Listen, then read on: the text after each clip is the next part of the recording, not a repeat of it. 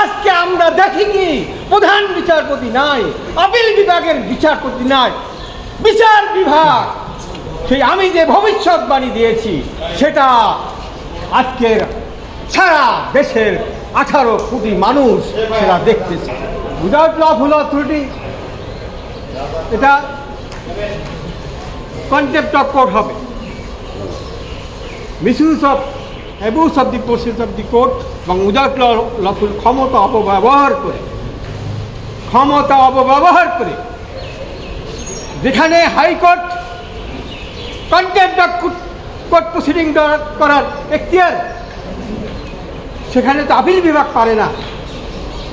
সেখানে আমাকে বিভাগ করেছে, আমি সেই রায় উল্লেখ করে ক্ষমতা অপব্যবহার করে এবং আরও আপনারা জানেন সেই শুনানির সময় প্রধান বিচারপতি সৈয়দ মাহমুদ হোসেন তিনি বলেন আমাকে নাকি তিনি